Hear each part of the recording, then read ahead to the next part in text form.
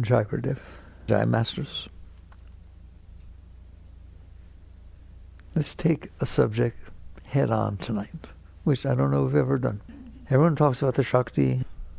We talk about the Shakti in many, many different ways. What is Shakti? In Sanskrit, it means energy, the divine energy, Shakti. But there's lots of energies. They talk about prana, talk about the Kundalini, talk about the upward movement that takes you beyond. The reason Shakti is so difficult to talk about head on is because it's all of those. Just as physics has come down to the quantum field, which is energy, and then they talk about how the energy manifests, throws out, acts like, doesn't even throw it out, acts like particles and creates the whole universe. But it's all the same energy, everywhere throughout the universe. Underlying all of matter, all of form, all of energy, is pure energy. That's what Shakti is. There's that energy. So for example, I talk about the Kundalini. Yogis talk about this energy at the base of the spine that can be raised up, all right? That's Shakti. Why is it at the base of the spine? Because it's blocked. It's blocked at the base of the spine, and that's why people have Kundalini experiences, which I don't teach anything like that. Forceful Kundalini practices and so on, to try and, they call it awakening the Kundalini, and then it shoots up, and some people have very high experiences, and some people have very bad experiences. There are people that have psychological issues because of the raising Kundalini when they're not ready, and it's just a forceful thing they do. So what is that? It's Shakti. Is Shakti blocked? Otherwise, the Shakti flows purely up and down. Just completely goes through the entire system from the highest and back through, and that's how Shakti flows, pure. But if it's blocked, it builds up at the base of the spine, and that's what the Kundalini is. All right? So now you know. As I told you once, about an experience I had when Baba came here back in 74, 75, and we were going to host him. Nobody was out here then. It was just me and Donna. And there was this master from India coming over, and we asked the guy who was promoting, who was putting it all together, how do you sell a Indian man that doesn't speak a bit of English, who's some kind of a master, a guru? And I'll never forget. He said to me, well, we sell him that he's somebody who can raise the Kundalini. Well, I had read about yoga. I was back in 74. And I said, well, a lot of people have raised their Kundalini. It never dawned on me that it was saying he would raise other people's Kundalini. And so when I met Baba, we went up to Atlanta before he came here, and they call it Shaktipat. When the Guru's energy is so strong, the Master's energy is so powerful, if you hit a tuning fork in a room with crystals, the crystals will vibrate at whatever pitch that is at. And so if somebody's vibrating at a much higher rate and they have some tremendous amount of energy, they can pass it on, and you can vibrate at that rate. But I tell the story in the Surrender Experiment. It was not exactly a pleasant experience. I will never forget it, right? It's just this energy rose up from the base of the spine, and it wasn't pleasant. It was like the most threatening thing that ever existed in the history of the world. It was like 16,000 tornadoes with 800 million volts shot up, and it was completely out of my control, and I was thrown out of my body. My consciousness was aware that I was no longer seated in my body. And I'm not a mystical person. I don't do that kind of stuff, right? And I meditate a lot, but nothing like that. And I was holding on for life at like a pole way back here. There was flinging back like a flag backwards. And I was doing every single thing I could to live, to survive. It was like a survival moment. But underneath there was 800,000 volts pouring up from below, throwing me out of my body. I don't like to think now, well, what happened if I let go? I don't want to talk about that, all right? But the net result is that I held on as tight as I could. I was scared to death, and basically I couldn't do anything. There was nothing I could do to get back in the body. I was trying as hard as I could to get back in the body. I'm telling you, I don't have out-of-the-body experiences. I don't have mystical experiences. I don't have visions. I don't have anything like that. But that was happening, all right? And Baba reached over, and he tapped me on my back. He just went like this, right on the middle of my back. It stopped instantaneously. It fell right back into my body. But when I fell back into the body, my heart wasn't beating. It was fluttering like this. You don't live like that, all right? He reached over, went like that on my chest. It stopped instantaneously. Okay, so that's what you hear about Shaktipat gurus, all this, they raise the Kundalini. So now I knew what it meant. You can raise other people's Kundalini. Okay, all right, so we'll do it a little slower. It made me feel good. Later in my life, I was reading the life of Ramakrishna, a great, great master, and he had a very, very high disciple, Vivekananda, who founded the Vedanta Society. And I tell the whole story of how Nadan, that was Vivekananda, met Ramakrishna. But at one point, Ramakrishna knew him. He didn't even know him, never met him, but he knew him from past lives or whatever. And basically, right away, was taking care of him, giving him sweets and treating him like a brother. Right? This is just a college kid. And at one point, Ramakrishna took his foot and put it up against Vivekananda's, his name was Nadan at the time, put it up against his heart. And he described the same thing. He got thrown out of his body. Everything was spinning around. The room was spinning around. And he started screaming, "No, no, I have a mother to take care of." And Ramakrishna took his foot off and said, "It doesn't have to happen all at once." All right. That's what they're talking about when they talk about the power of the Kundalini. I don't highly advise messing around with it, all right, until you're ready. But when you're ready, you don't have to mess around with it. That's why the deep teachings are what they call Kriya Yoga, not the particular technique, but the yoga of cleansing. There is something blocking all that energy. All that energy is inside of you right now. I know you'd like to have the experience, but what is the purpose of an experience if you talk about it in the past, like I just did? What an experience I had 50 years ago. What matters is your state of consciousness, not some experience you had in the past. And what meaning is that? A story you can tell people and they feel special? So you cleanse the channel through which the Shakti, the blocked Shakti, the Kundalini, I like to use a word, I'm going to use the word Shakti all through this talk, because it's all Shakti. That is Shakti. That Shakti blocked and built up down at the base, down at the first chakra, down below. So basically it can come up. But if you cleanse the channel so that you're capable of staying conscious and centered and clear, as the Shakti comes up, it's not that kind of a sudden, violent kind of experience. It becomes your natural state of being, and you don't have to come back. That's where the great masters are. The great masters aren't ones who went somewhere and came back. Oh my God, I went to heaven and came back. All right? They stay there. They stay there, and they're so evolved that they're able to stay with that much energy and still interact in the world. There's a story of Yogananda. It's funny, I'm talking about Shakti. I'll end up talking about the masters. So what can I do? Yogananda came over in the 1920s, hardly spoke English. The first time he ever gave a talk was on the boat voyage over here. They said, "Give a talk. You're going to talk at this conference of religions in Boston, representing India." He said that's the first time he ever gave a public speech in English. He could hardly get the words out. So he came over here and he became very famous. He had no money, had nothing, wore a turban in the 1920s in Boston. And he got invited here and invited there. And next thing you know, he's all over the country. And next thing you know, he's teaching in Carnegie Hall. And they said the lines were 3 to 4 times around Carnegie Hall that couldn't get in. And the placard to bring the people in, they said, "Swami Yogananda teaches control of the life force." He might as well have said control of the Shakti. Because what you call prana, what you call life force, is the same energy being looked at a different location in a different way. It's all the same energy. It's only one energy. And the meaning of the word Shakti is that primal energy. And we'll talk about the different ways it expresses. So he's there, and there's pictures of him where Carnegie Hall is completely filled. And he's this, Yogananda wasn't tall.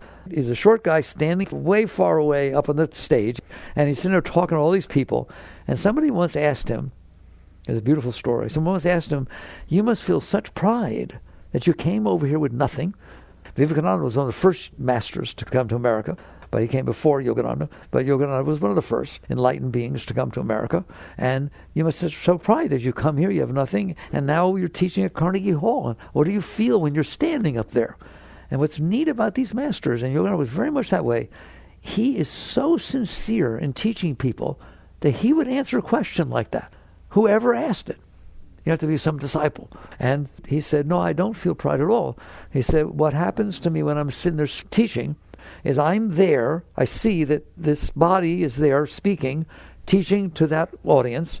At the same time, my consciousness is at a higher plane with my deceased guru, Sri Yukteswar, who's teaching very evolved beings that are going to the next plane. And at the same time that all that's happening, my consciousness is expanding throughout the edges of the universe at the speed of light, and all the galaxies of my body. All of that is happening simultaneously. Now, are you enlightened? Watch how you use the word, okay? That's Shakti. Every one of those levels is just Shakti. The universe is made of Chit Shakti. Conscious energy. Conscious energy is the only true force in the entire universe. It's neat that science has gotten down to the energy. The fact that the entire universe, this room right now, does not exist as it is. It's just vibrations of particles coming out of waves that then have characteristics of magnetism, of this, of that, and they put themselves together. That's what's really here, nothing. And the yogis taught that. The great deep teachings of Buddhism and yoga taught the depth that it doesn't really exist. It's all just energy. And beyond that, it's unmanifest. But we'll get into that. Okay? So far we're talking about the fact that there's this Shakti. Now, okay, let's not talk about the Kundalini. That's what Shakti blocked. Okay, does that mean you have no Shakti? If you had no Shakti flowing through your body, you're dead. That, unfortunately, we go to doctors that all they know is matter. That's what normal Western medicine is about, and do a very good job of studying matter. But basically, traditional Western medicine doesn't know the word energy, that there's an energy flowing in there. It is that energy that causes your heart to beat. It is that energy that causes your lungs to go in and out. It is that energy that causes cell division. That energy causes every single thing that's going on in that body that's material. It needs energy to happen. Yes, you can eat the food. There are people that are breatharians, they don't eat any food. All right? Yogis go into a breathless state where they exist for days. You can put mirrors under their nose. There's no vapor. There's no anything. They don't eat. All right? Yet they come back. Those are samadhis. They talk about different levels of samadhis that yogis go into. So if the energy is at the lowest possible basal metabolism that can go on in your body, it can exist with very, very little. But your consciousness doesn't have to be there. All right. So now I'm going to come away from the Kundalini, and I'm going to talk about the Shakti. Is it there? Of course Shakti is there. You have Shakti. Have you ever felt love? That's Shakti. Ever felt anger? That's Shakti. Every single thing you experience is a manifestation of Shakti. Let's take a hard one now. Anger. Anger is a terrible thing. How can anger be a manifestation of spiritual energy? Just take it, take the spiritual energy, tremendous power, block it, and have it try to flow past the blockage. I look at it like a stream. There's an ocean. The river comes off the ocean. The river is no different than the ocean. So the Shakti comes down, pours through that, then it goes into the riverbed. It can be very pure. There's no rocks, there's anything. It's very clean. So the flow of the energy is very pure. Now throw some rocks in there, or some humps at the bottom of the ocean. What do you get? Waves, rapids, spray. It starts shooting off the blockage. So the flow of Shakti, when it hits a block, and we'll talk about what the blockages are in a minute, when it hits a block, shoots out. Energy can't be created or destroyed, and energy can't stand still. Energy is a wave. It's always moving. So basically, the only way it can stand still is if something's blocking it. All right? We'll talk about that. But basically, if it hits a blockage, as the Shakti is flowing up, it's always trying to flow up. I don't care if you're the worst person to ever walk the face of the earth. You have that is who you are. You are the divine Shakti, the creation of the universe, attempting to flow up through your blockages. But what if it hits a blockage? It shoots out. That's what anger is. That's what lust is. What happens if it hits a blockage and it can't get past it? It pulls back. Fear, depression, all of those are Shakti. They're just manifestations of this force that's being molded by your blockages. So anger, you see that it's blocked, it's pushing at you, it's trying to go out, isn't it? What does anger try to do? Express itself. What does that mean? Release. Is it easy to sit on top of anger and not do anything? It wants to express itself. It wants to go out. That's what the chakras are about, different centers that it can go out. If you're very, very conscious and you feel that start to build up from below and it hasn't taken over you to where you got lost in it, and so now there's no control, you're completely out of control, the anger is going to express itself, then you come back. And I know it's never happened to you, right? You feel it, you're there, stop it, I can't handle this, don't say that, I'm telling you, don't say that. And then say one more time, they say it, and bam, you go bye-bye. And then you come back, and you see the damage you created. The things you said, the pots and pans you threw. Okay, that is Shakti. All that energy, all that anger, all that lust, all that stuff is Shakti pouring out through different centers. You know enough about the chakras, I don't have to talk about them. If you get scared to death, God knows what you're going to do. There's stories of a 95-pound woman seeing a car fall on top of her child, running out there and picking up the car, picking it up, and the child got out. So that's first chakra, survival. You can fight a lion, right? So when you're at that point and that much energy is focused and all going out in one direction, right? Things can happen, can't they? All right? I've seen pictures of, I don't know if they were monks or what they were, all right? You know, yogis, Buddhists, whatever, where he's a small guy, he's not big, and maybe there's 15 big guys standing back to back with their arms against the other person's back and their feet pushing forward so that nothing can move the power of that pyramid that they've built. And this guy goes up there and goes, bah! They all fall over. Same thing. It's just power, focused energy. The whole martial arts, all that kind of stuff. All of it's the same. I want to use a lot of words tonight because they're all Shakti. If you study martial arts, they don't tell you just go out there and swing and throw it. They tell you be conscious and be focused and put all your power into what you're doing. Traditional judo, martial arts, that kind of stuff is working with energy, balancing energy.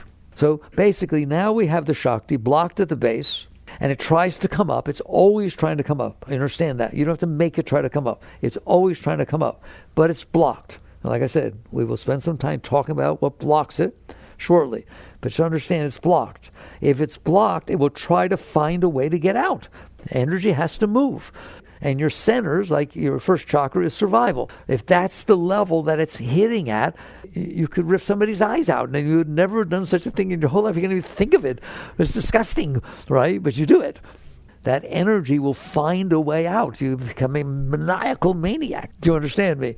All right? Second chakra, I never discuss because you all know what I'm talking about. A little bit of energy there. Anybody notice? There could be you're very depressed and all of a sudden, how much does it take? Right? We're not all the same. But how much does it take to all of a sudden have a whole bunch of energy going somewhere when you're playing around with that stuff? Anybody understand? I won't talk about what stuff. You're grown-ups. All right? Well, that's what lust, that's what all that stuff is. It's Shakti. It's Shakti shooting out, okay? And the fact that what turns somebody else on in that way, turns somebody else off in that way, has nothing to do with that. It has to do with what's going on inside, which is based on your blockages. Look, you could sit there and be totally attracted at every level to somebody and feel all your energy wanting to come out and just cuddle and do everything. Have them say one word the wrong way, you're out of there. There ain't nothing going on. I'm closed now. You should turn me off. Can you get turned on or turned off? Answer me. Can you get turned on or turned off? Isn't that amazing? It's just your blockages shifting, allowing the energy to express itself or not express itself. And a lot of times, even, I talk about first chakra, losing it, you lose it in second chakra. We're funny, aren't we? It's Shakti. It's Shakti. Give it whatever name you want, okay? It is Shakti finding a way out, and you like that, all right? When I was doing prison work, there was this one beautiful, beautiful young man. He was not big, but he would always get in fight. He'd fight all the time. He wouldn't show up to the class because we did meditation, all kinds of stuff. We'd ask him, where have you been? He'd been in lockup. Why are you in lockup? I was fighting. Why are you fighting? He said, I don't care if I win or lose. It's the only enjoyment I get in here. In other words, that lets me release my energy. That's all pent up inside. I don't care if I get beat up. I don't care what it is. That is a moment of letting it out, cleaning it out. It only cleans it out temporarily. Obviously, there was a reason that it was blocked. It's not going to make the blockage go away. It's coming right back. Do you understand that? That's why he kept fighting. It doesn't go away, does it? Because it's building up. So there it goes. And so you're watching the Shakti trying to make its way past the blockage. It's the same energy. That's why you don't judge. You don't judge other people. Okay? It's all about the Shakti. It's all about the energy managing to release or flow.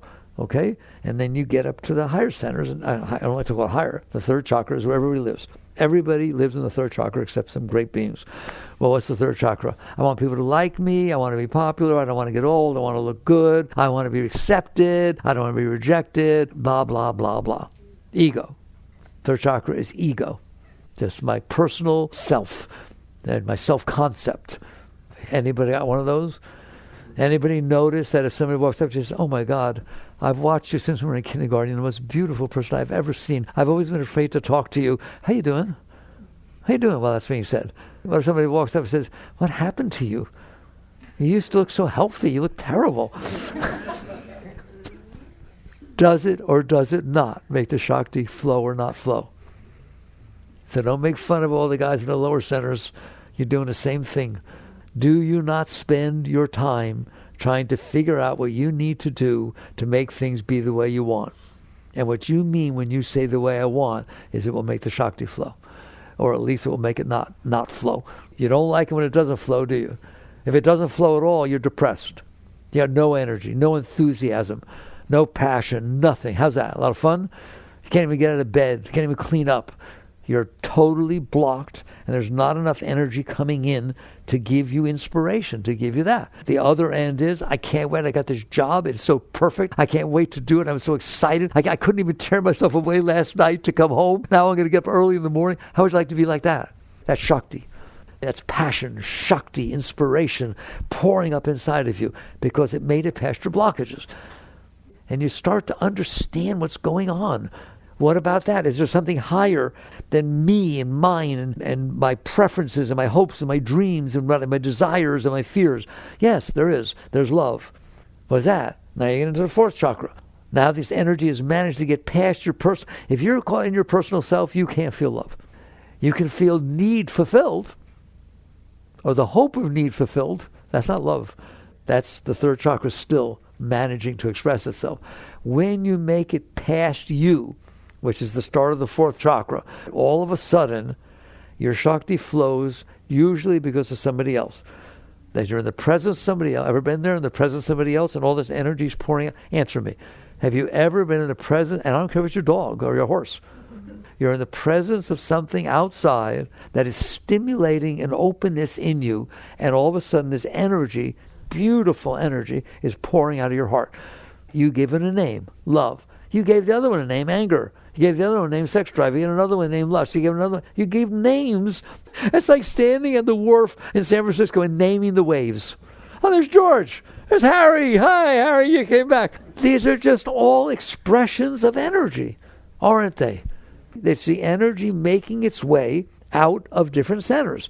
If you can get past yourself, you can't love somebody if you love yourself more than them. It's not love. Love is when something is so overwhelmingly beautiful that you forget yourself. You're more interested in the other person and the other thing. And all this energy comes pouring out there. And what happens if they say one word or do one, or don't say one word, or say it with the wrong intonation? You're there saying, oh my God, I love you so much. I've never loved anybody more my whole life. And then there's silence. They don't say anything back. How you feeling? You close so quick. The love's not flowing right now, is it? Or if he said, yeah, I love you too. Oh, I don't think that'll do it. I told you I love you. Get out of here. Okay? You're playing with Shakti. You're playing with what closes the flow and what opens the flow. It's very sensitive, isn't it? It can be open or closed. You can go from love to anger in a billionth of a second. If you sit there and say, I love you so much, do you love me too? I told you. You're sitting there hugging, and you're just melting. You're just melting. Can you melt? You just totally melt into the energy. It's so beautiful. And you just want to look at the person in the face. So you open. Normally your eyes are closed, aren't they? Why? Because the Shakti is flowing inside. It pulls you into it. You're learning about Shakti here. You live with it every day of your life. You just don't understand. It pulls you in. You open your eyes, and you notice that he has his cell phone behind your head, and he's looking at stuff while you're melting. All of a sudden, there's some anger comes out, doesn't it? It's the same energy. It's the same energy being blocked instantaneously, hitting that. Boy, you feel a lot of anger then, don't you? Hitting that block and then shooting out at a lower level. I told the story last time. And you look, how could you? He said, oh my God, I can't believe you look. I'm ordering the most beautiful thing, a trip for us, because I'm going to tell you I want to marry you and I want to get the honeymoon together. All of a sudden you're open again, aren't you? It's like a door that you open and close to the Shakti. All right? And then later we'll do more. That's not even high. What you call love, that's not a high center. It's the lower half of the fourth chakra. If you pierce Ramadas used to call it piercing the fourth chakra. If you get past any sense of yourself, the energy goes into spiritual love, not personal love. It has nothing to do with anybody, has nothing to do with, it just pours into a center that they call it the Hridayam, the heart center. It pours into that center, and if you are high, special enough, it will never go down. Right? You pierce in that center, so it's a beautiful experience you ever had. It's more beautiful than chakras 1, 2, 3, or bottom part of 4. They call it love for God, love for the universe. It's a universal love. It's not personal. Nobody can take it away from you. If the person is sitting there, you can hug and still feel that. And if you look and the world is different than you thought it was, it doesn't touch it. Because it has nothing to do with what's going on outside of you. It is all inside. Now, I'm going to stop at this point. That's the fourth chakra. There's 7 of them. It's all Shakti. What happens is as you go higher and higher, it's less blockage. There's not blockages holding that back. And it starts to become pure Shakti. And at some point, which I said I didn't want to talk about, it starts pouring off of you. And that's where people get the Shakti, and that's where people do healing, and people do all kinds of things. You literally can feel it pour out your hand, out your palms. You walk down the hospital corridor, you're not doing anything, and it's pouring out of your hands into every room you walk by, spreading spiritual energy, healing energy. You're not a healer, but Shakti is. Everything Christ, water and wine, and split the bread, and it's all Shakti. It's all manifestation of Shakti. So basically all spiritual energies, which all the great masters tell you not to play with, don't ever play with those. Why? Because whatever level you're at, there's higher. You just keep letting go of you, and it goes higher and higher and higher and higher, until eventually, might as well do it, eventually it comes up high enough, your higher centers, your 6th and 7th chakras, your third eye and the top of your head. There's no personal self there. The Shakti is so beautiful when she flows up there that she pulls you into her. She's intoxicating. Now, you're not controlling her. She's basically bringing you up to her. And you have to let go. Christ said you must die to be reborn. I'm doing the whole thing here tonight. What does that mean, if you die to be reborn? You must be willing to let go of your concept of yourself as an individual consciousness. Not just you let go of your stuff. You let go of the witness that's watching the stuff. You all into witness consciousness? I'm watching my stuff. Who is? An individualized consciousness that still knows itself as separate from the universe. It knows itself as the one who's looking at me. Well, that's very nice. It's better than being you, because I don't want to be that. I don't know about you. I don't want to be that which I'm looking at, all right? I don't look so good, all right? But you reach a point of centered consciousness. We call it witness consciousness. Krishnamurti called it objective observation. And then you're able to sit there. No matter what's going on below you, it doesn't pull you down. But you're still individual. You still know yourself as a separate point of consciousness that's watching your personal self. What Christ meant when he said he must die to be reborn, in a very, very deep state, you have to be willing to let this, and only Shakti will do it. You can't do it. There's nothing you can do to make that not be separate. But what happens is the Shakti is so high now that she's not pulling you down, she's pulling you up. And you'll actually feel this experience. That's what deep meditation is like. You feel a power pulling you up into it. And you have to be willing to let go of yourself, to let go of all individuality, all duality. And it pulls you up and pulls you up. And even Yukteswar told Yogananda, when Yukteswar was a great master, he said, that's a very difficult state for even the highest yogis to go by, to let go of this sense of separate consciousness. You can't do it willfully, because then you're really separate. There's no will involved here. It's a question of complete letting go, complete surrender. And then what happens is, Meher Baba is a perfect example. Meher Baba said when he reached that state, his consciousness used to be like a drop of water staring at himself. When he let go, it fell into the ocean. Find it. You'll never find it. Why? It merges, doesn't it? Union, merger. That's what the word yoga means. The word yoga means union. So when that drop falls into the ocean, then you become, Christ said, my Father and I are one. Christ was a great yogi. That's pretty neat. He said that, didn't he? That's what Meher Baba said. They asked Meher Baba once. Meher Baba was an avatar. He was as high as they come. He said, Baba, who are you? He said, I was in the beginning before all else was created. I will be in the end after all else falls away. There was never a time it was not. There will never be a time it will not be. In other words, that's it. That's what created the universe. That's who you are. That's who you are. All right? But now I got all the way up there without saying what causes the blockages. Okay? Because it's very easy. Because you know what causes the blockages. Why? Because you're doing it. You do it. There's not a single blockage inside of you that you did not put there and that you can't let go of. Well, what does that mean? It means that you are born on this earth. You have this body that was a gift to you. It is not your body. So you should be so embarrassed to say, this is my body. Why? There are 25 trillion living cells that make up your body. Which one of them did you make? Which one of them do you run? You're making your lever. You're not making it, are you? It makes itself.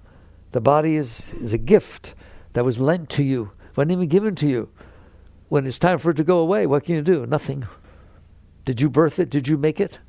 No. And so you come to the point you understand that body has dropped down on the planet Earth. How it got here we want to talk about. It's very, very interesting. But it plopped down onto the planet Earth and your consciousness is in there. Your consciousness has been in there the whole time. Period. When you were little, you looked in the mirror. It didn't look like it looks now, does it? But you were looking. You've been conscious in there the whole time. And so basically you're in there. Here's the body. And what's going to happen is experiences are going to happen. The world is a happening place. Every single moment there's experiences going on everywhere. There's not a single place at the bottom of the ocean, at the top of the clouds, all the planets, the galaxies, not a single place that there's not things going on every single spot. But you don't see those, do you? You only get to see the ones that are within the realm of your senses. That's very little. You miss absolutely everything there is. But it comes in. Have you noticed that you can't always handle what's in front of you? Don't raise your hands. Which one of you have ever had a problem handling what's unfolding in front of you? You've never said, I can't handle this. You never said, this is not fair. You never said, no, not on my watch. Okay? Things happen. They come in. Most of them pass right through. I've already told you a million times. You are 99.9% enlightened. What do you mean? Almost every single thing that comes in through your senses throughout your entire life made it right through. Trees, white lines, roads, birds, flowers, clouds, everything. People walk down the street of New York. They're just flowing by. Buildings, everything. It just passes right through, doesn't it? You don't have trouble with it. But then somebody walked by that looks like your girlfriend holding hands with your worker. Well, all of a sudden, that one tiny little thing doesn't pass through. That's 0.01% of what's going on. All right? The rest? All right. Let's take the Bhagavad Gita. Arjuna, and Bhagavad Gita is deep as they come in the spiritual writings. Arjuna asked Krishna, how will I know an enlightened being if I meet him? Whoa, that's a nice question to ask God. Krishna is the Godhead, right? How will I know an enlightened being if I meet him? He said, you will know him as follows. In joy, he's not overjoyed. In sorrow, he's not oversorrowed. He lets the sense world come in, do what it must, come in when it must, and it leaves him as it found him, at peace, serene, content. Equanimity is yoga. Well, you're that with 99.9% of the things that pass through you, but you ain't that with the 0.1. You understand that? What do you do when something happens that isn't that? You resist it. You push it away. You can't push the experience away because it happened. You don't bother resisting what didn't happen. You bother resisting what happened. You experienced it. First you experience it, and then you decide, no. Well, that's really funny because you can't make it not have happened. Which part of your past that you're having trouble with today, even so, can you make not have happened? I'm waiting. But you can't even handle it even though it already happened. When it comes back up, you push it back down, don't you? You can't handle it. So certain vibrations come in from the outside. They're supposed to be experiences that you have. You're open. You're not judging. You're impartial. There's no preferences. It's just coming in and passing through. It's feeding you like the water flowing into the ocean. It just is open. It receives it. It comes in. But you can't. You've already got stuff in there. And so something comes in. It hits something that doesn't feel right inside of you. You're not ready to let go, and so you resist it. That's the whole thing. This thing of resistance is so big. You have will in there, and you push it away. You know what I'm talking about. You do it every single day with little things, with big things, with everything, right? If it isn't exactly what fits nicely in you and makes the Shakti flow nice, not to mention it flows disturbed, well, it's disturbed. The Shakti is disturbed because it hit a bunch of stuff, and so it's coming in there all weird. It makes your heart beat faster, makes your breath, come on. It all expresses itself in your physical body and your emotional body and your mental body, doesn't it? And what you do in there, your consciousness, the witness, who's supposed to be just noticing, no, you don't notice, you fight. You sit there and say, what you literally are saying is, it happened, but I don't want it to have happened, and I don't have to fully experience this. Your relationship to that which is coming in disturbing is very different than when you're being hugged by somebody you love. Now I want to melt. Now I want it coming all the way in, don't I? I don't want any thoughts. I don't want any emotions. I just want this energy pouring and bathing me all the way back. You use words like, it touched me to the depth of my being. I felt like I was in the presence of God. That's very different than, I can't handle this. So it's the same energy, right? But you can't handle it. And so you push it away. And when you push it away, it stays inside, and that is what every single one of your blockages is. It's called a samskara in yoga. Every blockage you have that's messing with the Shakti, that keeps it down there, that expresses anger, fear, this, that, opens and closes it, it's all because you have stored this stuff inside from before, and you've built this, I was going to say a castle, but it's not quite a castle. You build this protective system where you've got stuff inside of you, and you know you do, that you don't want coming back up. And therefore, when you go out there to those social dating sites and you fill out what's he supposed to or she's supposed to be like, it's your samskaras talking. Do you like that he eats meat? No. Do you like the really tall? No, I've had trouble with tall people because I'm short and they never like me. No. Do you like redheads? No, I had a bad thing. Yes. It's like all you're doing is looking at your samskaras and seeing what you think will open you. That's where your preferences come from. That which you painted right there, oh my God. Don't you think for one moment it's going to stay that way. You won't stay that way, and he or she won't stay that way. Have you noticed yet? Who's noticed yet? Okay, that's why relationships are so difficult. You don't want a relationship with somebody else. You want it with yourself. You want the other person to be what they need to be so that it doesn't hit your blockages. And basically, you also, I have to talk about it, I don't want to, but there's positive samskaras. Don't worry about them. You can have them. Don't worry. That's the last thing you have to get rid of your positive samskaras. What is a positive samskara? I had a really, really nice experience. I want to have it again. You're in trouble. Why? Because the world doesn't repeat itself. And not to mention, even if it happened again, you've already experienced it. No matter what you tell me, the first kiss is richer than the 15th or the 500th. By then you got to be doing other things. Standing on your head when you're kissing and role playing. And, come on. Glad you're laughing. So you just get to the point where you understand you've already had the experience. Therefore, it's not going to happen exactly the same. And if it did, you're already used to it. You can't get it back again. But you're trying to. So now you judge everything that's happening against that experience. And therefore, your positive scars are screwing up just as much your negative. Because they won't let you have spontaneous experience. You don't want to sit there and say, okay, let's try something new. Or if you do, you define, believe me, you define new based on something. Oh, I tried something new once before to do this. You're too much in control. So, but the spontaneity of a new experience, of a sudden kind of thing, lets you open. It lets it open. If it's good, right? And if it's good, you want it to happen again, now you're screwed up. It's like going to a restaurant and having a wonderful, oh my God, this was so perfect. The special was perfect. The chef is perfect. The music was perfect. There weren't too many people on the tables around me. Nobody was smoking. Oh my God, it was unbelievable. There were a whole bunch of vegetarian specials, even a vegan and everything, right? So you get your friends together. Like, let's go to the restaurant. Don't do it. There'll be different specials. There'll be a different chef. There'll be different people there. There'll be different music, right or wrong. And you'll be sitting there saying, oh, last time. Am I exaggerating? So basically, you're trying to make it happen again. Positive scars screw you up. Negative scars screw you up. So you store all this stuff in here. That's what's blocking your Shakti.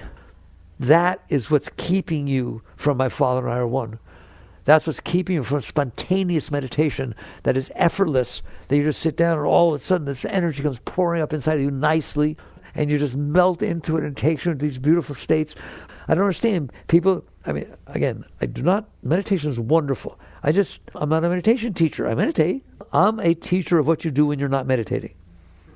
Other people are meditation teachers. So by all means, find meditation that works for you. I'm serious. Don't ever think that I'm teaching that you shouldn't meditate. But you're not meditating 24/7. The rest of the time is as important, if not more important.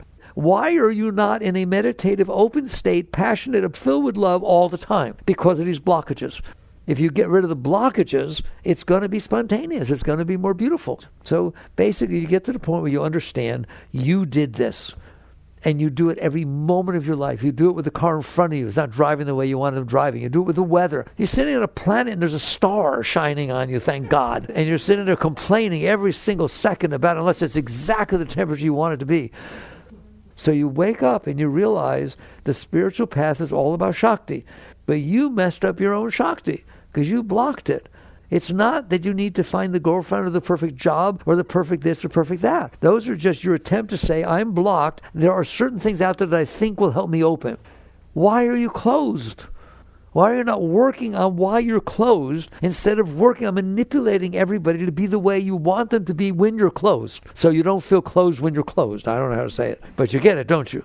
That's the difference between working outside and working inside. And eventually you start to catch on that if you don't store this stuff inside of you, there's more Shakti. There's more flow. It's more open. If it's hot out and you're complaining about the heat and you just bother stopping, like I teach you, stop. We'll use positive thinking. You stop and you sit there and say, talk to him. Talk to your lower self. Don't beat your lower self up. Don't. It's not going to do any good at all. Suppressing and renouncing and beating it up. The Gita says one should raise the self with self, not trample down the self. You need to raise all these energies up. So how do you do that? He's in there complaining about the heat, all that stuff going on, and you stop. Why is it hot? You're smart people. And he says, because the sun is hot. How far away is the sun? 93 million miles away. How far away is Miami? 350, 360? If all of Miami was on fire, you would not feel it up here. That thing's 93 million miles away, and you're complaining. How hot must that thing be? 93 million miles away, and you're feeling it here. You should be marveling. And you should sit there and say, thank God, because there's food at Publix. There wouldn't be without that thing shining. Everything, use your intellectual mind, your higher mind, not your personal mind. The higher thought processes can help free you from your lower self. And you do it all the time. Just do it all the time. You're not getting sunburn, you're getting starburn. Who doesn't like stars? And that star, I told you, I can't help myself. I do it every lesson, right? Did you know that 1.3 million Earths fit inside the sun? 1.3 million Earths fit inside the sun. And you're down here in this tiny little piece of dirt complaining and this and that. It's got to be exactly what your blockages are, right? Why are you not marveling that there's trees here? There's nowhere else we've seen anything. So the sun's 93 million miles away. The next star is 4.2 light years away. But that doesn't mean anything to anybody. So I tell you, here's a light year. You ready? Hold a light beam above the planet Earth. Let it go for 1 second. It just circumnavigated the globe 7.5 times in 1 second. Is that fast enough for you? Now do that every second for 4.5 years. You get to the next star. There's 300 billion in your galaxy. And there's 2 trillion galaxies. And all you can do is complain. This is called raising yourself. All right? And what's going to start to happen is all of a sudden the heat from the sun will turn you on. What do you mean? You'll feel Shakti while you let go of the blockage. You get to do that all the time, all day. You get to neutralize the negativity of what you stored inside. And then what happens, the energy, don't put new stuff in there. That's the first thing to do. Don't put new stuff in there. It's bad enough you got all this other stuff in there. You got a lot of stuff in there, don't you? It's bad enough. So you don't know how to deal with it. That's fine. Don't put the car in front of you there. Don't put the heat there. The fact that you said hello, hey, Sally, and she didn't turn and say hello. Come on, man. There's 8.3 billion people on the planet Earth. They didn't say hello either. Use your higher mind to let go of this garbage. I'm telling you, they write me from all over the world, in essence saying it works. Of course it works. How can it not work? You're filled with joy. You're filled with ecstasy. You're filled with love. That's who you are. But you've blocked it. Stop blocking it. So you do that by during the day, don't put more in there. In the morning, think, the purpose of this day is to go through the day and not store more stuff. And you play with it. It's a video game. Play with letting go. Play with letting go. At night, how'd I do? Probably not too good. So I need to let go of some more. So you relax, release. It's all about relaxing. If you can relax in the face of what you want to resist, you can't resist. It's judo. If it comes at you and you let go, it falls past you. Let this stuff go. And eventually you will get to a point, you will start to cleanse inside spontaneously. Because you're not putting more on top of it, you'll just be driving down the road and you'll see a sign or somebody will say something and stuff will start coming up. You used to push it back down. But now that you learn to let go, you know better than pushing it back down because you want the Shakti. You become a lover of Shakti. You become a Shakti-holic.